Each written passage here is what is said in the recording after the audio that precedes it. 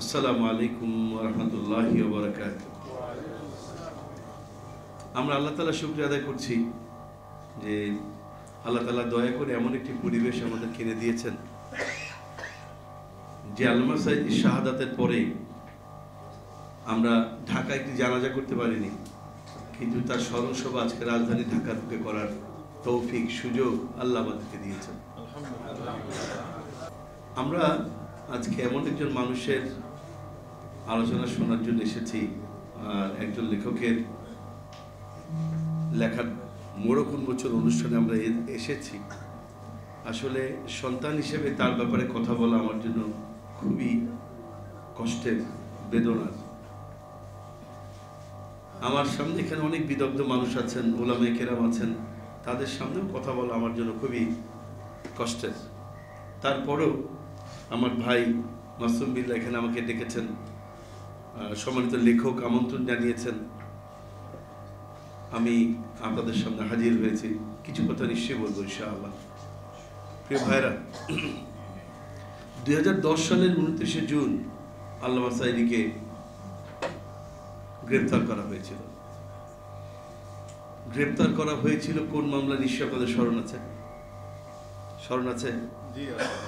গ্রেপ্তার করা হয়েছিল ধর্মীয় অনুভূতিতে আঘাতের হাস্যকর মামলায়।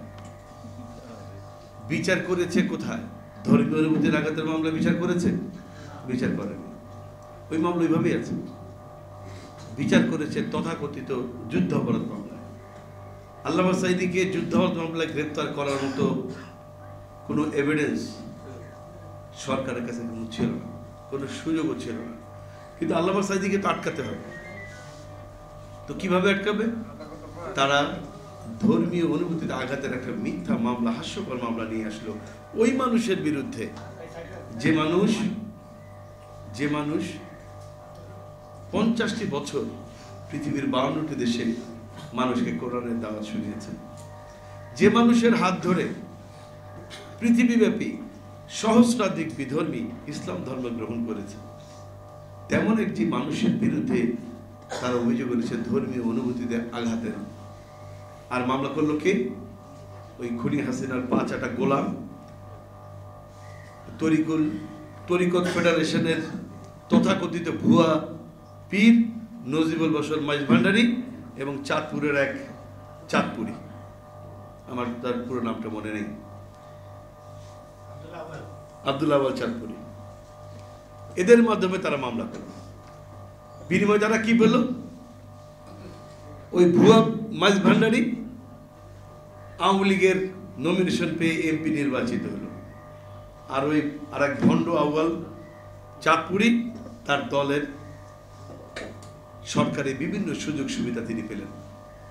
কিন্তু তাদের একটি মিথ্যা মামলার প্রেক্ষিতে মুসলিম উম্মাহ যে ক্ষতিগ্রস্ত হলো, কোরআন প্রেমিক জনতা যে ক্ষতিগ্রস্ত হলো, বাংলাদেশ যে ক্ষতিগ্রস্ত হলো, সে বিষয়ে তারা ভ্রুক্ষেপ করেনি। আমি তো বিশ্বাস করি যে 13টি বছর আল্লামা সাঈদী কারাগারে ছিলেন, সেই 13টি বছর তিনি যদি মুক্ত থাকতে পারতেন, তাহলে বাংলাদেশের অন্তত 13 জন বিধর্মী ইসলাম ধর্ম গ্রহণ করত, অন্তত 13 জন মানুষ তো নামাজি হতো, অন্তত 13 জন মানুষ তো দ্বীনের পথে আসতো, অন্তত 13 জন মানুষ তো হকের পথে চলে আসতে পারত। কিন্তু পরিকল্পিতভাবে আল্লামা সাঈদীর কণ্ঠটাকে স্তব্ধ করার জন্যই তারা আল্লামা সাঈদীকে গ্রেফতার করেছিল। কেন তারা আল্লামা সাঈদীর কণ্ঠকে স্তব্ধ করতে চেয়েছে? কারণ আল্লামা সাঈদীর কণ্ঠ হলো ওই কণ্ঠ যে ভারতীয় আগ্রাসন, রাজনৈতিক আগ্রাসন, অর্থনৈতিক আগ্রাসন যখন বাংলাদেশের উপরে চেপে বসত, সবার আগে যে কণ্ঠটি বাঘের মতো গর্জে উঠত, ওটা আল্লামা সাঈদীর কণ্ঠ। বাংলাদেশে ইসলাম বিরোধী কোন কর্মকাণ্ড যখন পরিচালিত হতো, সংসদে পার্লামেন্টে কোরআন সুন্নাহ বিরোধী কোনো আইন যদি পাশের কোনো অপচেষ্টা চালানো হতো, তখন বাঘের মতো যে কণ্ঠটি গর্জে উঠত, ওটা আল্লামা সাঈদীর কণ্ঠ। বাংলাদেশের যে কোনো মতের পথের আলেম ওলামাদেরকে যখন গ্রেপ্তার করা হয়েছে, নির্যাতন করা হয়েছে, তখন সবার আগে যে কণ্ঠটি গর্জে উঠত, ওটাও আল্লামা সাঈদীর কণ্ঠ। তাই ভারতীয় আগ্রাসনের বিরুদ্ধে বিরোচিত ভূমিকা রাখার কারণেই পরিকল্পিতভাবে ভারতের নির্দেশেই ভারতের গোলাম খুনি হাসিনা আল্লামা সাঈদীকে হত্যা করেছে। একদম পরিষ্কার। যুদ্ধাপরাধের টোটাল অভিযোগটা হলো একটা নাটক, টোটাল অভিযোগ একটা নাটক। 2010 সালে আব্বাকে গ্রেপ্তারের পর থেকে নিয়ে 5ই আগস্ট 2010 সালের 29 জুন বিকেল 5টার ঢাকার মিন্টু রোডের ফুটপাত থেকে 2023 সালের 14ই আগস্টের রাত 8টা পর্যন্ত ঢাকার পিজি হাসপাতালে, এই যে টোটাল 13টি বছর 14টি বছর, এমন কোনো জায়গা ছিল না হাসপাতালে আল্লামা সাঈদীকে এনেছে অথচ আমি নেই, কারাগারে এনেছে অথচ আমি নাই, রিমান্ডে নিয়ে গেছে অথচ আমি নাই, এমন কোন রেকর্ড গত 13 বছরে নাই।